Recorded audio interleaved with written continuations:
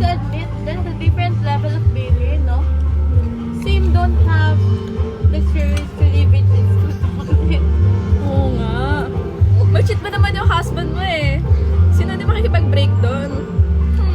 Pero para sa inyo, when you can say that you really have enough, what's your non-negotiable definition of toxic relationship? Yung iba kasi, they normalize red flags. They still stay even when it's not healthy anymore. I saw this on the news. Sinulat ni Cindy Lamote and Crystal Rapol sa helpline kung paano nakikita kapag nasa toxic relationship ka na. Yun ba yung kulang sa support, lack of communication, controlling behaviors, at sobrang seloso na? Sobrang seloso. Yes, signs na yun ng resentment, dishonesty, patterns of disrespect, negative financial behaviors, at iba pa. Grabe, ganyan na ganyan yung asawa ni Miko. How can people let go kaya? Teka, ako na yan. Ganito Wait kasi mo na. yun. 2 years ago, we're so happy. Legal pa nga kami, both sides eh. Tapos, pinapayagan siyang sa amin pumunta. Tapos, pinapayagan akong umalis kasama siya. Tapos, biglang, syempre, as a person, hindi madaling magselos. Hindi maiiwasan na mayroong isang babae na mapagseselosan mo. Yung tipong, siya na yung dumidikit dun sa boyfriend mo. Noong una, si ex, iniiwasan pa yung girl. Pero umabot sa point na parang, hinahayaan niya na lang na tumatabi sa kanya kahit dati nandidiri siya. So sabi ko, buhay mo? parang may something. Nakita ko yung account niya sa Messenger. Tapos may convo sila ng girl. Tapos pinag-uusapan nila akong dalawa. Binabadmouth nila akong dalawa. Oh my God. So fast! Binabackstab, kumbaga. Tapos, kinonfront ko siya. Oh, Tapos ang sabi mo? nakipag-break ako, syempre.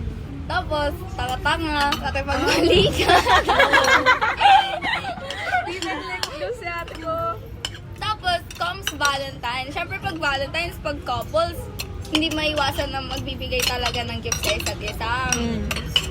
Nung sa kanya, akala ko wala siyang bibigay, which is okay lang naman kasi mas better sa akin na ako yung magbigay kaysa sa ako yung makaka-receive. Tapos, at the end of the day, before kami mag-uwian, nandun siya, tapos nakita ko, tumabi si ate girl sa kanya. Hindi siya umalis. Sabi ko, anong meron? Ako na yung umalis hanggang sa nakatulog si ate girl doon. Tapos wala, hindi niya pinansin. Nandun pa rin siya. Tapos nung pumunta na ako sa mga iba kong tropa, sumunod si kuya. Tapos siya yung nagalit kasi parang bakit daw hindi ko siya pinapansin. Eh nainis nga ako kasi nga hindi siya umalis dun sa tabi ni ate girl. Tapos uwian na. Then, binigyan niya ako ng favorite chocolate ko with love letters, handwritten. So sabi ko, okay. Pero, syempre, I was still naiinis. Kasi, kasi hinayaan niyang tumabi siya. Tapos, basta nagkalabuan kami noon, tapos nag-break kami. Pero yung, parang nag-stop lang yung label. Pero magkausap pa rin kami dalawa. And yun, nung time na yun, nalaman ko na nung before Valentine's, magkausap pala sila ni ate girl. Kaya parang hinayaan niya na tumabi sa kanya. Pero magkausap sila nun. Tapos yun, siguro nasakal na lang din ako kasi sobrang seloso niya. Na parang, kunyari may lalapit lang sa akin na guy, magselos na agad siya. Sasabihin niya ako sino yun. Tapos pag siya, diba, ganon. Tapos nung time na yun, nagigilty pa ako kasi parang sa kanya, parang iisang girl lang pinipilit ko sa kanya. Tapos sa akin parang iba-ibang guy yung nahanap niyang yung pinagsiselosa niya. Eh ako isang babae lang. So, sabi ko, parang ako yung mali dito sa ganito, ganyan. Tapos yun, dun ko nalaman na habang kami pa, mag-uusap pala sila ng girl. So technically, nag-cheat talaga siya. Kasi nagawa mo sa hiwalayan, no? It's important to acknowledge harmful nature and your worth talaga. Build a strong support system with friends and family. And establish firm boundaries with friends. And establish firm boundaries na rin. Pero teka, may iba pang types of toxic relationship Hindi lang between lovers. Meron din toxic friendships. Ay, oo. I mean, okay naman na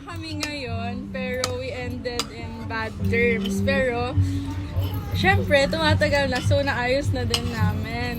So, it all started with my LM friend. LM ba? Oo. Alam pa. LM. Tapos, siya talaga yung pinaka-best friend ko. Pero, I have a separate friend group, which is ayaw niya, na parang nagsiselos din siya. Di ba? Pati friendship, nagsiselos! Nagsiselos siya sa friend group ko na yon. Tapos, yung friend group ko, sinasabi nila sa akin na parang I distance myself now with that girl kasi ang dami nga daw sinasabi behind my back. Pero syempre, di ako naniniwala kasi best friend ko. Best friend eh. Best friend.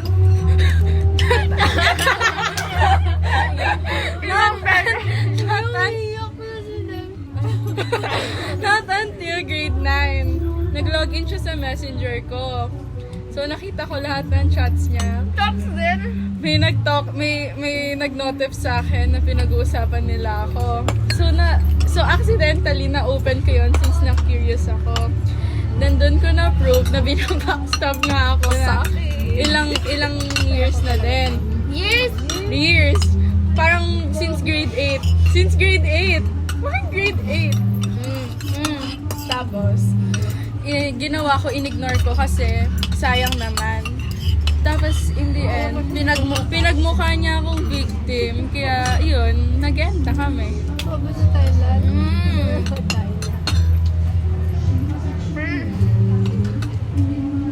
Everyone has good and bad days. On a bad day, kindness doesn't always come easily, even with loved ones. So how can you tell the difference between a truly toxic friend and someone who's just having a bad day? A good friend having a bad day might snap at you or seems distant, but they're likely to apologize when things settle down. Uwe. Don't forget to include these toxic friends who put you down. Gossip, apologize without sincerity, leave you unsettled, compare you to other people, and always put themselves front and center. You realize you have a toxic friendship, but what comes next? Offer a second chance? But this isn't always the best idea, right? Take space for yourself, set boundaries, be direct, and think carefully before getting back in touch. Oh, looks like we covered it all. What is toxic relationship between friends and lovers? Oo nga, may answer na rin tayo on how to let go. Ah!